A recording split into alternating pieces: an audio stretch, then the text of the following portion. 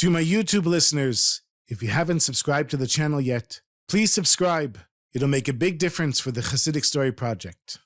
This is the Chassidic Story Project with Barak Hullman, podcasting from Jerusalem, Israel. This podcast is sponsored by listeners just like you. To become a supporter of this podcast, please go to HasidicStory.com, HASIDIC story.com. You'll never know, you'll never know, you'll never know, you'll never know. This is a story that was told by Rav Shalom Shvadaron, who was known as the Magid of Jerusalem. It's a story about the Kelimer Magid, Rabbi Moshe Yitzchak the Darshan, who died in 1899. What is a Darshan or a Magid? It's somebody who would go around to Jewish towns, make an announcement that they're speaking in the main shul or in one of the shuls, and people would come to be inspired to do Teshuva and to fix their ways.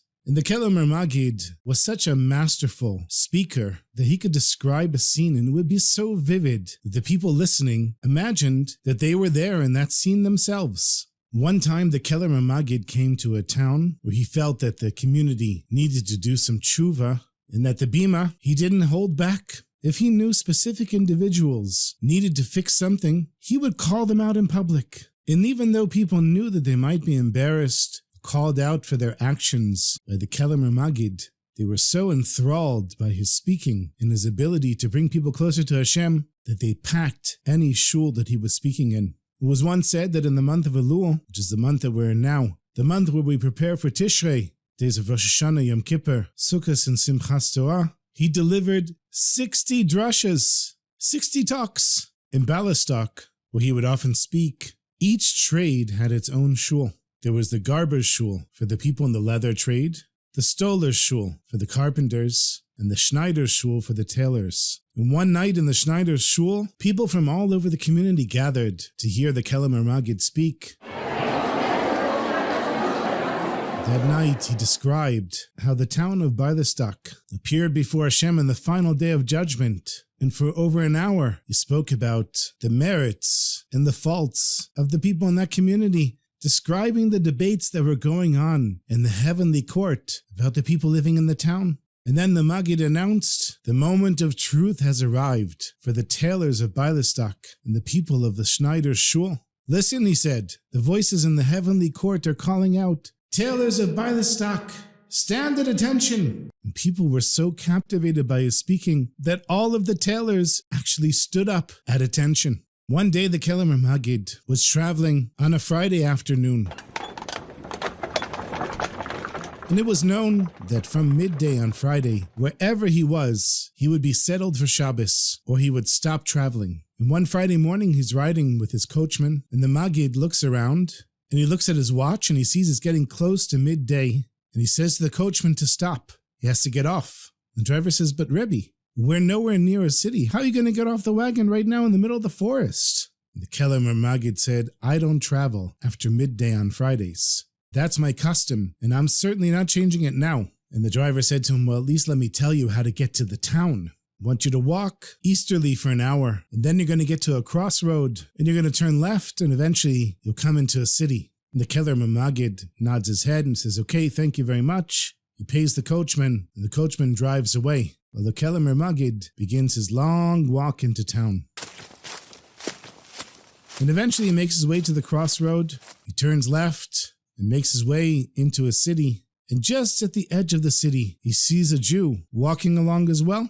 And so the Kelimer Magid approaches him, he says, Shalom Aleichem, my sweetest friend. And the Jew says, Aleichem Shalom. He says, tell me, what's going on in this town of yours? And the man says, everything's fine, Baruch Hashem. Why are you asking? The Kelimer Magid says, I'm a Magid. My job is to travel around and inspire people to come closer to Hashem and do Teshuva. And I'm heading into your town. So I wanted to know if there's anything that you know that needs to be fixed in this town. And the man thinks about it for a second and he says, well, you know what, really, everything is fine here. And the Kelimer Magid says, well, what about Shmiras Shabbos, keeping the Sabbath? And the man says, yeah, that's pretty good.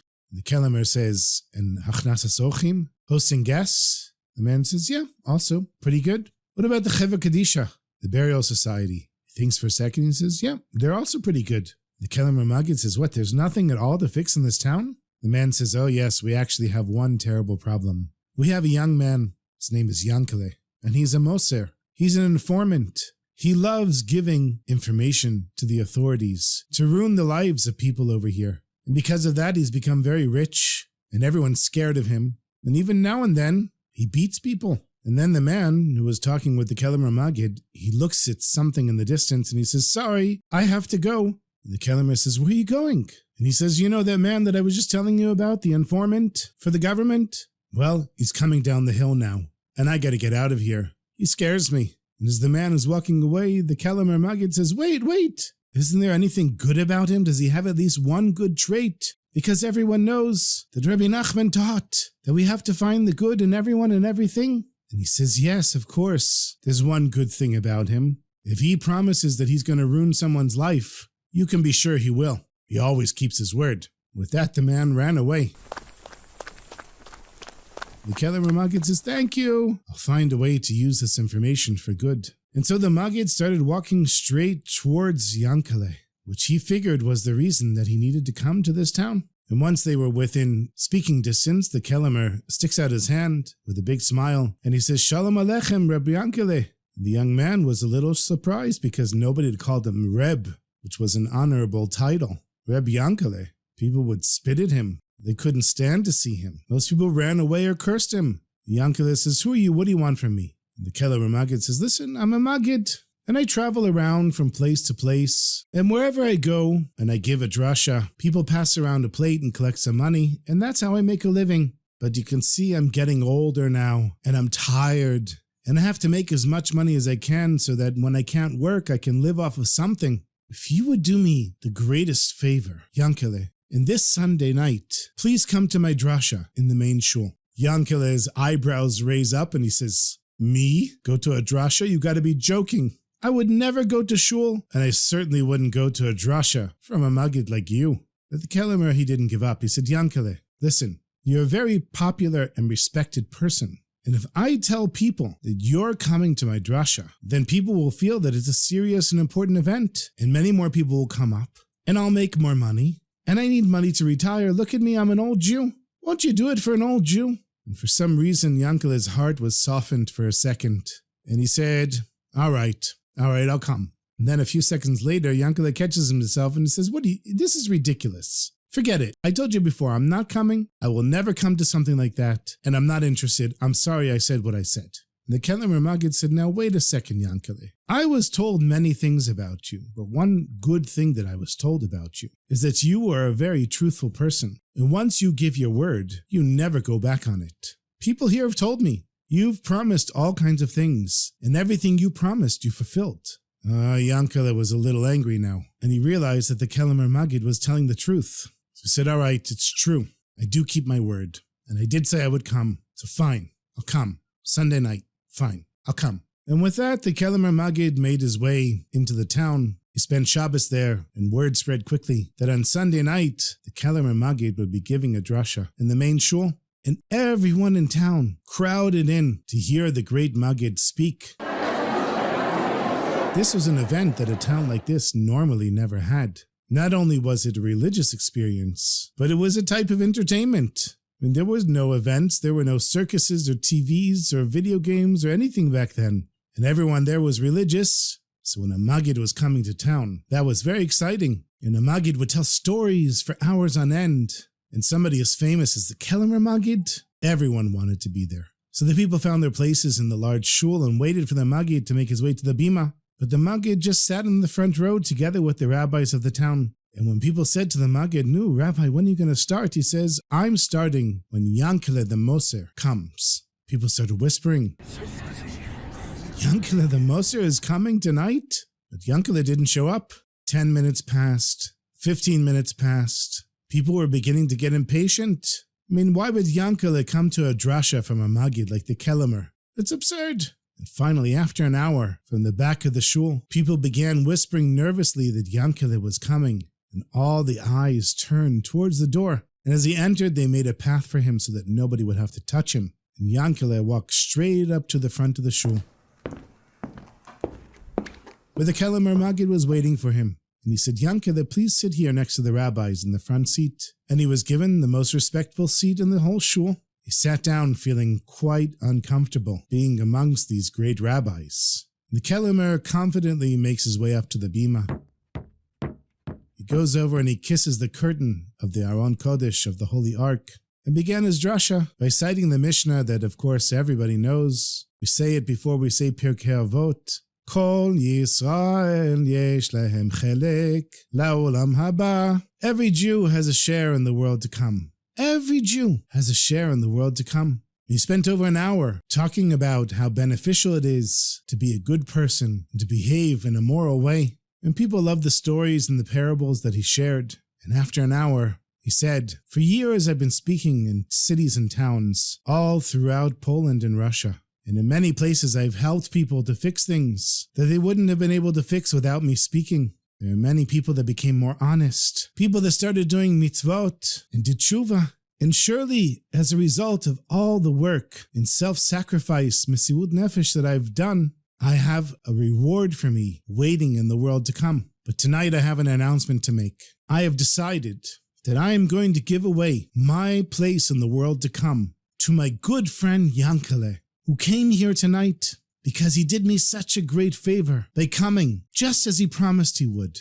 Yankele is getting really nervous in his seat. He doesn't understand what's going on here. And the Kelimer Magid says, Yankele, come up here. We have all the rabbis of this town. I want to sign a contract witnessed in front of the rabbis of this city that will give you the reward that I've earned for all the years that I've been traveling around and helping Jews come closer to Hashem. And the Kelimer Magid called up 3 of the rabbis from the front row and sat them down to write the contract. And he holds it up and shows it to the crowd, and everybody's kind of shocked. I mean, this guy, Yankele, not only did he not have a place in the world to come, if he did, his place was in a really hot, fiery place. He certainly didn't deserve the reward of a great tzaddik like the Kelimer Magid. But there, people see the contract, and the rabbi signed it, and the Kelimer Magid signed it. And he says to Yankele, come up here and accept your reward for coming tonight. Then Yankele looked around him. He could see all of the eyes were on him. And he slowly walks up the steps of the bima, sits down, and to the shock and awe of everybody who was there, he signs his name and takes the contract. Everyone was shocked because the Kelimer Magid had literally given away his place in the world to come to the most evil person in town. And then the Kelimer, with a song on his lips, he said, now let me tell you the second part of that same Mishnah. Ve'elu she'ein lehem chelek le'olam haba. But these are the people that don't have a share in the world to come. And then he talked about people who sinned in self-righteousness and considered themselves tzaddikim, righteous people. Even though they were rishayim, they were wicked. And for an hour, he went on and on about how far a person can go in sinning and doing transgressions and getting distant from Hashem. And then he pointed at Yankele sitting in the front row and he said, Yankele, Yankele, you have the opportunity now to do teshuva. Don't give up and lose the reward that you got tonight. Come back to us, Yankele. Come back to the community that will embrace you. Come back to Torah and mitzvahs. Come back, and I promise you, you will earn that place in the world to come that I have given you. And Yankele was so embarrassed. He was filled with fear and remorse. His face turned red, and he put his hands over his face. He couldn't bear to see anyone. And then the Kelimer Magid finished his drasha, organized a minyan for Arvit for the evening services, left the Beit HaMidrash, and the next day he was gone. And about 15 years later, when the Magid was now really an old man, he made his way back to this little town. And when he got there, he decided to look up his old friend, Yankele the Moser, to see what had happened. But nobody knew who Yankele the Moser was. The Kelimer Magid said, are you sure nobody knows who he is? Nobody had heard of him. Finally, he came to the marketplace, and he found an older chassid. And the Kelimer says to him, have you heard of Yankele the Moser? And the man has a big smile on his face. Oh, you must mean Reb Yankele. The Magid says, who? He says, yes. The old man says, a long time ago, there was someone in this town called Yankele the Moser. The time he was a real troublemaker. He really ruined people's lives, but then something amazing happened. A Magid came to town, gave a powerful drasha, and it said that Yankele went home and cried all night. The next morning came early to shul, daven with the minyan, and then he went up to the Azras Nashim, the women's section, which was completely empty, and he stayed there for a long time. And they made a little section for him, separate from the women, and the women would bring him food and clothing. And every day he would get people to teach him Torah, until eventually he became a great tzaddik. And now in this town he's known as Yankele the Tzaddik. And most people don't even remember that he was called Yankele the Moser, the informant. So the Magid starts announcing, tell everyone that the Kelimer Magid has come to town, and that he's going to give a drasha in 2 nights in the main shul. And word spread quickly. Posters were put up. And people went door to door to announce that the famous Kelimer Magid was here to give a drasha in the big shul, just like he had done many years before. And people were still inspired from his drasha all those years ago. And everybody gathered in the shul, and there were a few rabbis that made introductory remarks, saying this is the Kelimer Magid, and so on and so forth. The Kelimer gets up and he says, I'm told there's a man in this town who's known as Yankele the Tzaddik. And Yankele, who was in his little section, in the balcony of the women's section, he sticks his head out from behind the curtain, and he sees the Kelimer Magid.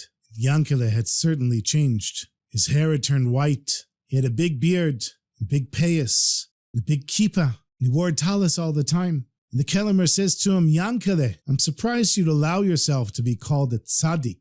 You of all people should know what it says in the Mishnah, that sins between Hashem and humans, Yom Kippur provides atonement. But sins between humans and their fellow humans, Yom Kippur does not provide atonement.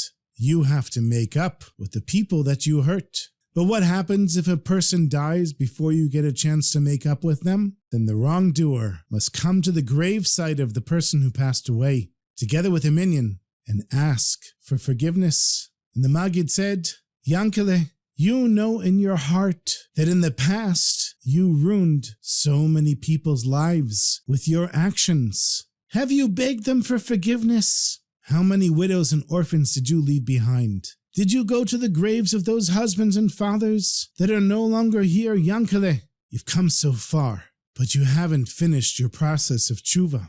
Yankele, we can't know where those people are buried, but we, the community, can be their representatives and accept your forgiveness, because amongst the people here are many of their descendants. Now, Yankele, come down from the women's section and stand next to me on the bima. Confess openly. And Yankele came down, walking the steps slowly.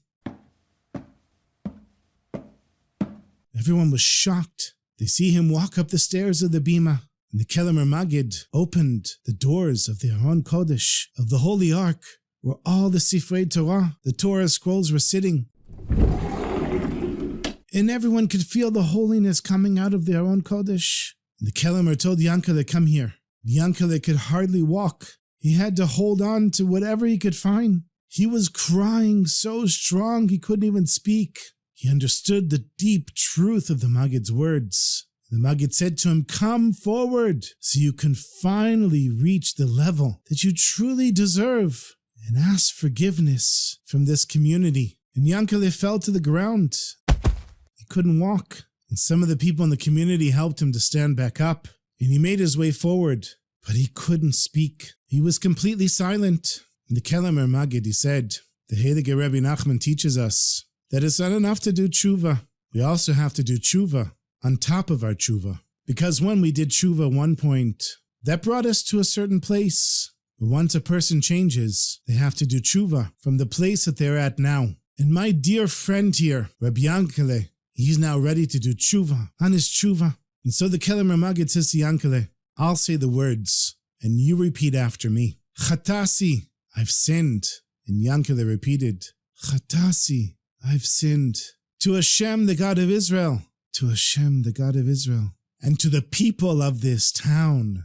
And to the people of this town. The shul was completely silent. Nobody had ever experienced a moment like this in their entire lives. And everyone listened with compassion and deep forgiveness for the man who had truly done tshuva over the years. And then all together, led by the Kelimer Magid, they shouted loudly, Macholach, Macholach, Macholach. You are forgiven, you are forgiven, you are forgiven. And then the Kelimer Magid hugged Reb Yankele, and he said, now, my sweetest friend, you are truly Reb Yankele, the Tzaddik.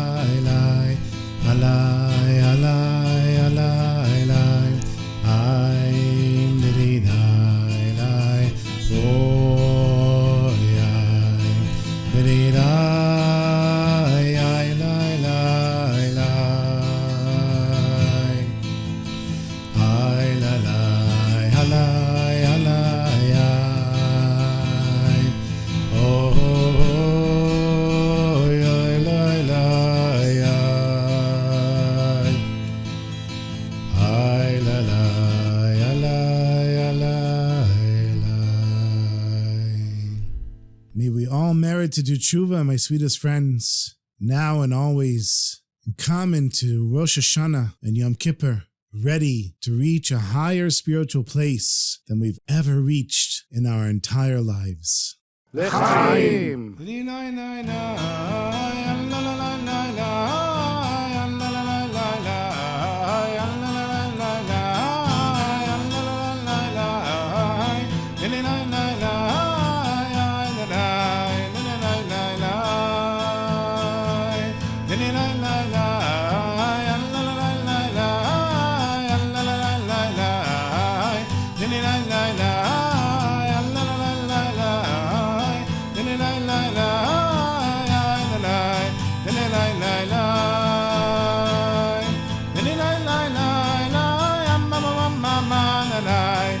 la la la